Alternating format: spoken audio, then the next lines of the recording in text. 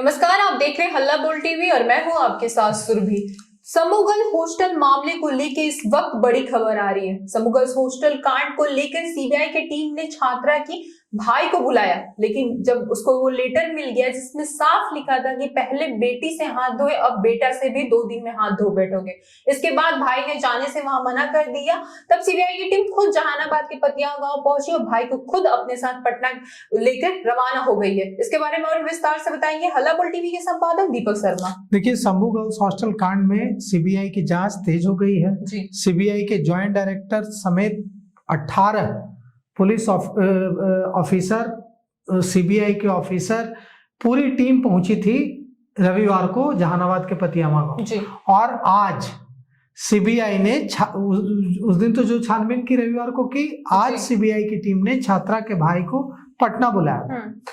तभी छात्रा का भाई पटना आने की तैयारी ही कर रहा था सीबीआई ऑफिस में कि अचानक फिर से धमकी भरा एक कागज फेंका गया पतियामा में पीड़ित जो छात्रा है उसके परिजनों को धमकाने के लिए।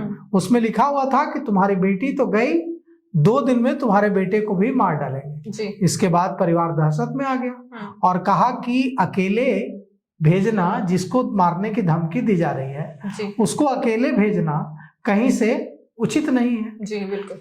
ऐसे में सीबीआई को अपनी सुरक्षा में ले जाना चाहिए पटना पूछताछ के लिए और अपनी सुरक्षा में पहुंचाना चाहिए।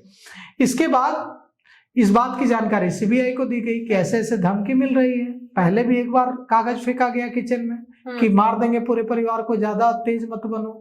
अब एक और धमकी भरा कागज फेंका गया है जिसमें कि लिखा हुआ है कि बेटी तो गई है, 2 दिन में बेटा को भी मार डालेंगे। इसके बाद हमारे संवाददाता ने जहानाबाद से हमें खबर भेजी है कि सीबीआई की गाड़ी पहुंची है, सीबीआई के अफसरों की गाड़ी पहुंची है जहानाबाद के पतियामा गांव, जहां के नीट छात्रा की शंभू गर्ल्स हॉस्टल कांड में जान गई और भाई को लेकर पटना के लिए रवाना हुई है पूछताछ के लिए। अब भाई से क्या पूछताछ होगी? ऐसी क्या पूछताछ है जो भाई से जहानाबाद में नहीं हो सकती थी, पटना में होगी? इस मामले में पुलिस ने जब जांच किया था, एसआईटी जांच की थी, तब भी कई तरह की चीजें भाई को लेकर सामने आई थी। जी हाँ। क्योंकि एसआईटी ने जो डायरी जब्त की थी छात्रा की, उसमें छात्रा ने अपने भाई के बारे में बहुत कुछ उटपटांग बातें लिखी थी। मतलब ऐसी बातें लिखी थी जो अमूमन एक बहन अपने भाई के बारे में नहीं लिखती। इसका मतलब साफ था कि वो काफी नाराज थी अपने भाई से। वो ऐसा पता चलता है उसके बात से। अगर उसने लिखी है, अगर किसी और ने लिखी है तब तो कोई बात नहीं, लेकिन अगर छात्रा ने लिखी है तो उससे एसआईटी इस नतीजे पर पहुंच रही थी कि भाई बहन का रिश्ता अच्छा नहीं है, दोनों के बीच टकराव की स्थिति होता भी है। कई भाई बहन में रिश्ते अच्छे नहीं होते हैं, टकराव की स्थिति होती है, बचपना होता है, लड़ जाते हैं, झगड़ पड़ते हैं और बच्चों को ये सब बहुत सीरियस बात लगती है तो लिख भी डालते हैं। वो यह भी लिखती थी डायरी में कि आई एम अलोन। वो ये भी लिखती थी कि उसकी जिंदगी बेहद खराब है, जो आज के टीनेजर्स के वर्ड हैं उस तरह के शब्दों में वो लिखती थी। भाई के साथ उसके रिश्ते थोड़े उतार चढ़ाव वाले थे। वो कई बार भाई बहनों में इस तरह का होता है। तो अब सीबीआई क्या जानना चाहती है भाई से?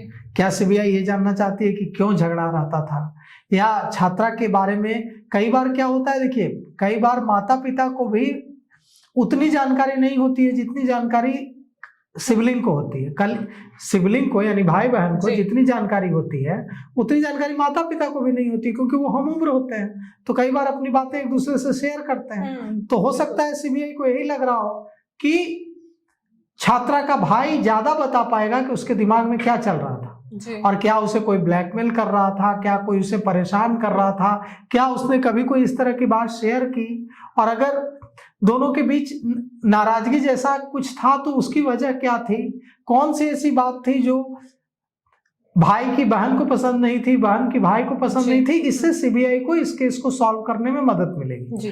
क्योंकि अगर गुनहगार तक पहुंचना है, अब मनीष चंद्रवंशी उर्फ मनीष रंजन जो आरोपी है, जेल में बंद है, वो तो कुछ बताएगा नहीं क्योंकि वो तो आरोपी है। जो हॉस्टल के संचालक हैं संचालन में जुड़े हुए लोग हैं, जैसे नीलम अग्रवाल है या नीतू मैडम है या दूसरे लोग हैं, वो लोग तो बताएंगे नहीं, क्योंकि वो तो शक के घेरे में है। जी हाँ। प्रभात मेमोरियल हॉस्पिटल के सीएमडी डॉक्टर सतीश पर आरोप लगे हुए हैं, वो तो बताएंगे नहीं। तो बताएंगे कौन? बताएगा वही जो छात्रा का परिजन होगा, जो छात्रा का भाई होगा, जो छात्रा से जुड़े लोग होंगे, जो ये चाहते हैं कि गुनहगार पकड़े जाएं और जल्द से जल्द गिरफ्तारी हो, वो ये बताएंगे। तो सीबीआई शायद यही कोशिश कर रही है, क्योंकि सीबीआई के जो बिहार झारखंड के ज्वाइंट डायरेक्टर हैं राजीव रंजन, वो रविवार को खुद गए थे। उनके साथ 18 ऑफिसर, सीबीआई ऑफिसर्स की टीम भी पतियामा गई थी और पूछताछ की थी। और छात्रा के जितने सामान थे, नेल कटर, कंघी से लेकर के जितने कपड़े, किताबें, डायरी, 8 क्लास की किताबें भी, मैट्रिक की भी किताबें, नोटबुक, सारा कुछ 2 बोरों में भरकर ले गई थी सीबीआई की टीम। सीबीआई की टीम पहले शंभू गर्ल्स हॉस्टल पहुंची, केस अपने हाथ में लेने के बाद, एफआईआर करने के बाद, फिर जहानाबाद के पतियामा गांव पहुंची। अब देखिए आगे सीबीआई पूछताछ के लिए बुलाया है, लेकर आई है सीबीआई की टीम भाई को। अब देखिए आगे क्या कुछ होता है। सीबीआई की टीम ने मोबाइल भी मांगा था जी, पिता का मोबाइल और भाई का मोबाइल, लेकिन पिता और भाई ने बताया कि उनका मोबाइल टूट गया है, जिसे बनने के लिए उन्होंने मोबाइल दुकान में दिया है रिपेयर होने के लिए। जैसे ही मोबाइल रिपेयर होगा हम दे देंगे। अब हो सकता है दोनों मोबाइल भी वो लेकर आए हों। और मेरी बात हुई पीड़िता के परिजनों से, पीड़िता के परिजनों ने कहा कि हम हर संभव कोशिश कर रहे हैं कि सीबीआई को ज्यादा से ज्यादा सहयोग दें, ताकि गुनहगार का जल्दी से जल्दी पता चल सके, या पता चल सके कि मेरी बेटी के साथ क्या हुआ था जी। तो हम भी उम्मीद करते हैं कि सीबीआई जिस तेजी से काम कर रही है, जल्द से जल्द ये पता चल जाएगा कि इसमें गुनहगार कौन था, और कि अगर हत्या हुई तो किसने की, अगर उसने सुसाइड की तो इसकी वजह क्या थी, किसने उसको इतना परेशान किया कि उसे सुसाइड करना पड़ा। Abetment of suicide is also a crime. आत्महत्या के लिए उकसाना भी अपराध है, तो आत्महत्या के लिए जिसने उकसाया वो गुनहगार है, तो उसकी गिरफ्तारी होनी चाहिए। तो इसमें सीबीआई जो तेजी दिखा रही है, इससे हमें उम्मीद जगी है कि जल्द से जल्द ये मामला क्या हुआ था इस कांड में, ये हमारे सामने आ जाएगा जी। फिलहाल सीबीआई की टीम पीड़िता के भाई को अपने साथ पटना ली गई है और पूछताछ करने के लिए। वहीं दूसरी तरफ पीड़िता के पिता और उनके घर वाले जब से पर्ची मिली है वो डरे हुए हैं, वो पुलिस से मांग कर रहे हैं कि उन्हें सुरक्षा दी जाए। इसको लेके आपकी क्या राय है हमें कमेंट करके जरूर बताएं। फिलहाल इस पेशकश में इतना ही। तमाम खबरों के लिए देखते रहे हल्ला बोल टीवी। धन्यवाद।